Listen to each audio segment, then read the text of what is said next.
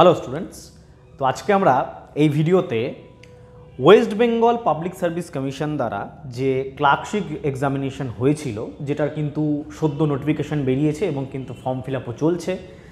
তোমরা যারা form fill up করোনি তারা কিন্তু শীঘ্রই ফর্ম ফিল আপ করে নাও।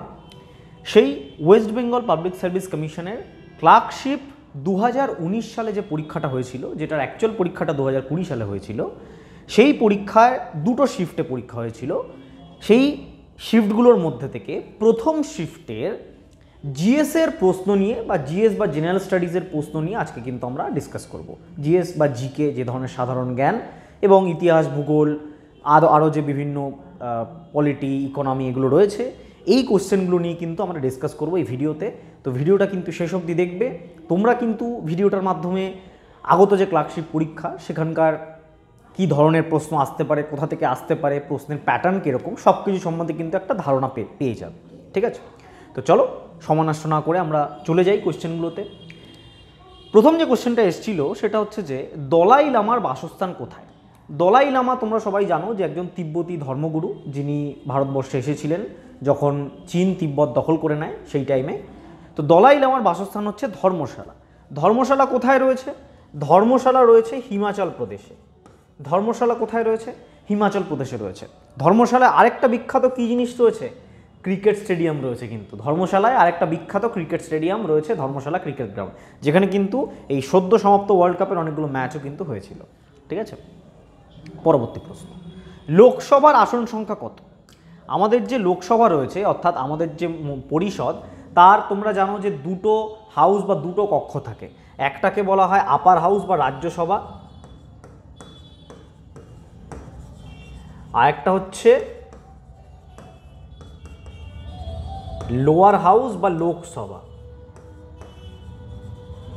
তো এই লোকসভার আসন সংখ্যা সমগ্র কত?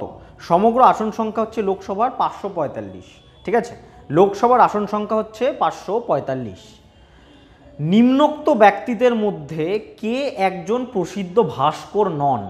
ভাস্কর মানে যারা মূর্তি বা চিত্রকলা তৈরি করেন তাদেরকে ভাস্কর বলা হয়। এর মধ্যে থেকে ভাস্কর নন কে? যোগেন চৌধুরী একজন বিখ্যাত ভাস্কর, নন্দলাল বসু, রামকিঙ্কর বেইজ দুজনেই বিখ্যাত ভাস্কর, কিন্তু তারাশঙ্কর বন্দ্যোপাধ্যায় কিন্তু একজন ভাস্কর নন। কেন? ইনি হচ্ছেন সাহিত্যিক, কিন্তু তারাশঙ্কর বন্দ্যোপাধ্যায় কিন্তু একজন সাহিত্যিক। বাংলা সাহিত্যের একজন বিখ্যাত নাম তারাশঙ্কর বন্দ্যোপাধ্যায়। ঠিক আছে, এই ধরনের প্রশ্ন কিন্তু তোমাদের ক্লার্কশিপে আসবে, অর্থাৎ প্রশ্নগুলোর মধ্যে কিন্তু সাধারণ বুদ্ধিমত্তা একটুখানি প্রয়োগ করতে হবে তোমাদের। আচ্ছা, পরবর্তী প্রশ্নে চলে আসি। রাষ্ট্রপতি হওয়ার আগে প্রণব মুখোপাধ্যায় নিম্নলিখিত কোন মন্ত্রকগুলির মধ্যে কোনটির দায়িত্বে কখনো ছিলেন না? অর্থাৎ প্রণব মুখার্জি একজন বাঙালি রাষ্ট্রপতি ছিলেন, তোমরা ভালো করে জানো। তার রাষ্ট্রপতি হওয়ার আগে প্রণব মুখোপাধ্যায় কোন মন্ত্রকের দায়িত্ব সামলাননি? প্রতিরক্ষা মন্ত্রকে তিনি ছিলেন, অর্থমন্ত্রীও ছিলেন, বিদেশমন্ত্রীও ছিলেন, কিন্তু রেলমন্ত্রী কখনো তিনি ছিলেন না। ঠিক আছে, প্রণব মুখোপাধ্যায় কিন্তু রেল মন্ত্রী কোনোদিনই ছিলেন না। তো রেল মন্ত্রকের দায়িত্ব কিন্তু তিনি পালন করেননি। ঠিক আছে, আচ্ছা, পরবর্তী প্রশ্নে চলে আসি। গ্রেটা থুনবার্গ, অনেকে হয়তো তোমরা নাম শুনে থাকবে, খুবই খবরের কাগজে মাঝে মাঝে বেরোয় তার নিয়ে আর্টিকেল বা অনেক চর্চা হয়, বহুল চর্চিত নাম গ্রেটা থুনবার্গ। গ্রেটা থুনবার্গ কে? গ্রেটা থুনবার্গ হলেন একজন পরিবেশ ও জলবায়ু কর্মী, অর্থাৎ ক্লাইমেট অ্যাক্টিভিস্ট বলতে পারো, পরিবেশ ও জলবায়ু কর্মী। ঠিক আছে, গ্রেটা থুনবার্গ। পরবর্তী প্রশ্নে চলে আসি। পরবর্তী প্রশ্নে আসার আগে তোমরা যারা ফুড এসআইয়ের জন্য প্রিপারেশন নিচ্ছ, আগামী কিছুদিনের মধ্যেই ফুড এসআইয়ের পরীক্ষা হবে, তাদের জন্য কিন্তু আমাদের দুটো কোর্স চালু রয়েছে। দুটো কোর্স কি কি? একটা হচ্ছে ফুড এসআইয়ের সমগ্র প্রিপারেশন অনলাইন ব্যাচ কিন্তু রয়েছে। আমাদের যে নিজস্ব ডেডিকেটেড অ্যাপ বা অ্যাপ্লিকেশন গুগল প্লে স্টোরের প্রতিষ্ঠা এডুকেশন এবং ট্রেনিং, এই অ্যাপ্লিকেশনের মাধ্যমে আমাদের অনলাইন ব্যাচ করানো হচ্ছে মাত্র 488 টাকায়। তোমরা ফুড এসআইয়ের সমগ্র প্রিপারেশন করতে পারবে। এর মধ্যে কি কি পেয়ে যাবে? নোটস পেয়ে যাবে, মক টেস্ট পেয়ে যাবে, এক্সপার্ট ফ্যাকাল্টি, লাইভ এবং রেকর্ডেড ক্লাসেস দুটোই কিন্তু তোমরা পেয়ে যাবে। ঠিক আছে, মাত্র 488 টাকায় সমগ্র কিছু তোমরা পেয়ে যাবে এই কোর্সের মধ্যে।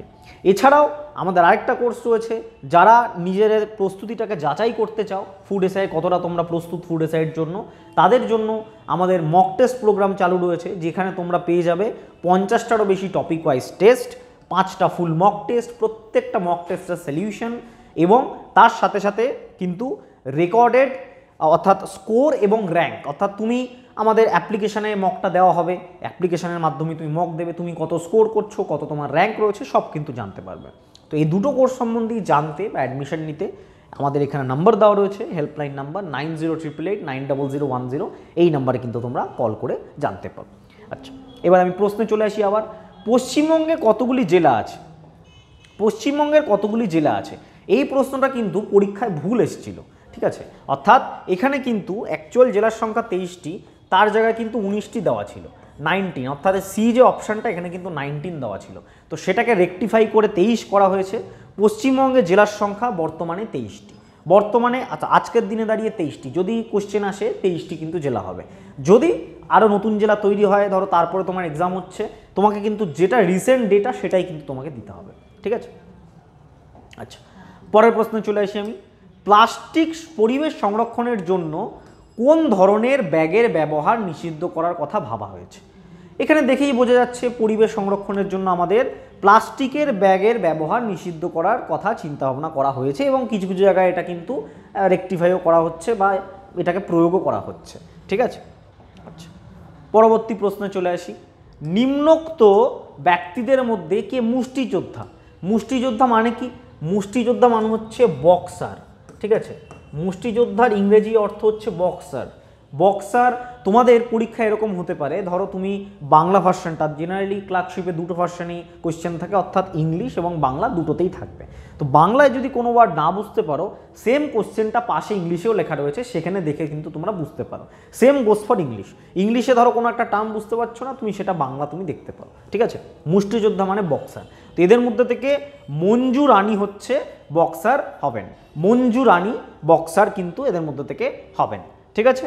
আচ্ছা, পরের প্রশ্নে চলে আসি, মহাত্মা গান্ধী তার অহিংস অসহযোগ আন্দোলন প্রথম কোথায় শুরু করেছিলেন?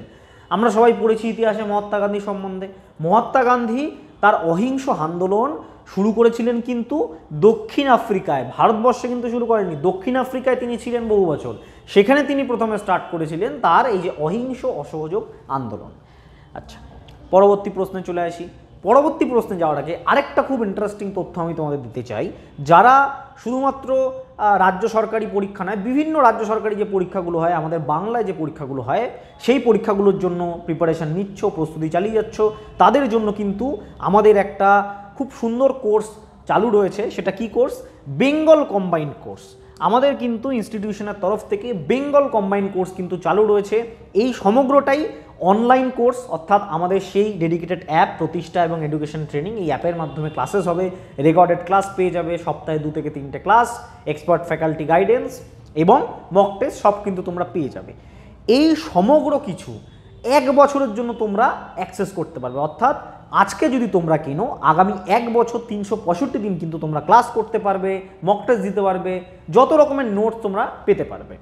মাত্র এই দাম রাখা হয়েছে তোমাদের কথা মাথায় রেখে মাত্র 699 টাকা। এর দাম রাখা হয়েছে তোমাদের কথা মাথায় রেখে মাত্র 689, 699 টাকা।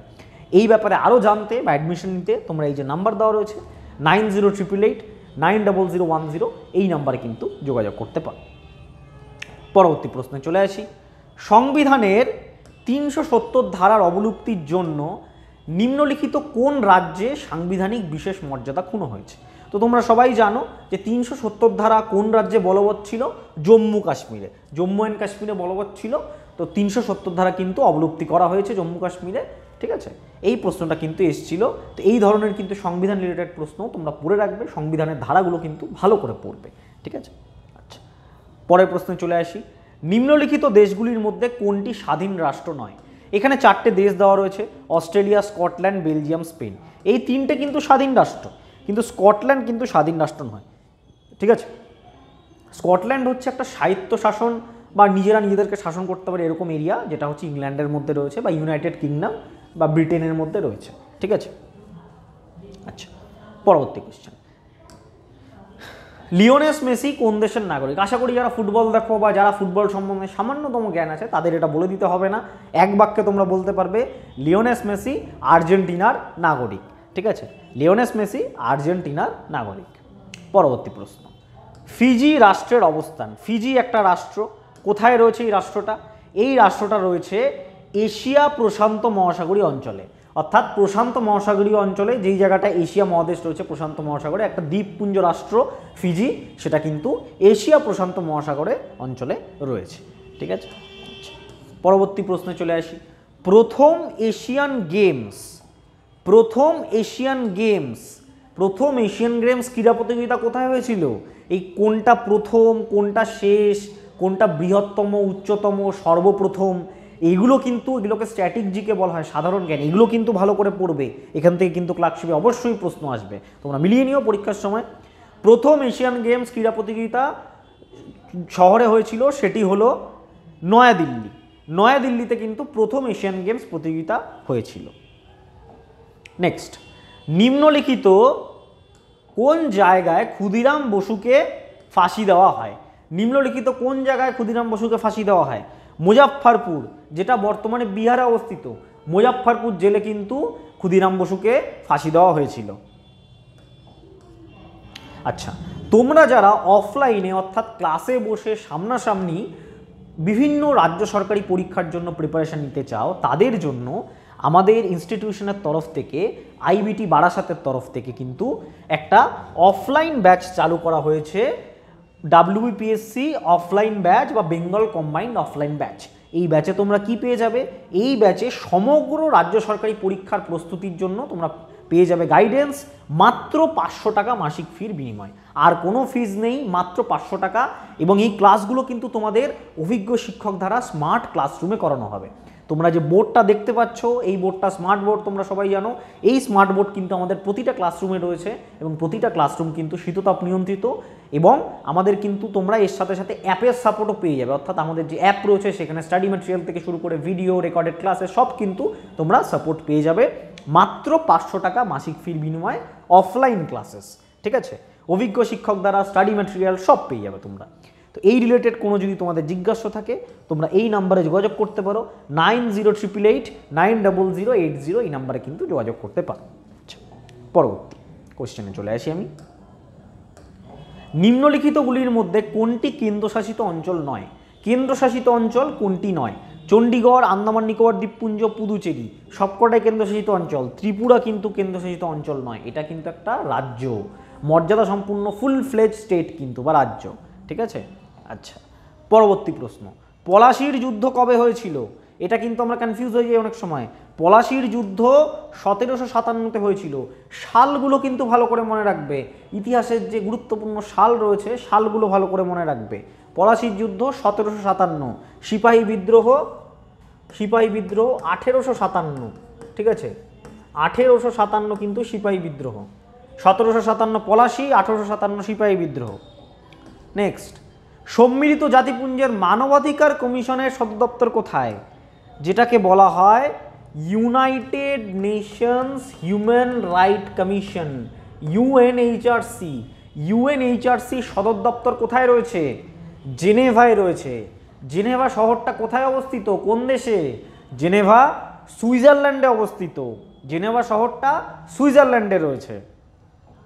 পরবর্তী প্রশ্ন, গৌতম বুদ্ধের জন্মস্থান কোথায়? গৌতম বুদ্ধের জন্মস্থান হচ্ছে লুম্বিনীতে, যেটা বর্তমানে কোন দেশে আছে? কোন দেশে? নেপালে আছে। গৌতম বুদ্ধের জন্মস্থান লুম্বিনীতে। বিদ্যাসাগরের জন্মভূমি কোথায়? বিদ্যাসাগর, ঈশ্বরচন্দ্র বিদ্যাসাগরের জন্মভূমি বীরসিংহ গ্রাম, সবাই জানি। কোন জেলাতে রয়েছে বীরসিংহ গ্রাম? বীরসিংহ গ্রাম রয়েছে পশ্চিম মেদিনীপুর জেলায়। পশ্চিম মেদিনীপুর জেলায় কিন্তু বীরসিংহ গ্রাম রয়েছে। ঠিক আছে, দ্য থার্ড পিলার, এই বইটির লেখক কে? রিসেন্ট যে বই বেরোচ্ছে বা গুরুত্বপূর্ণ যে বিভিন্ন বইগুলো, সেই বইগুলোর লেখকের নাম কিন্তু তোমাদের পড়তে হবে। তো দ্য থার্ড পিলার, এই বইটির লেখকের নাম হচ্ছেন রঘুরাম রাজন। রঘুরাম রাজন বিশিষ্ট অর্থনীতিবিদ, তার বইয়ের নাম হচ্ছে দ্য থার্ড পিলার।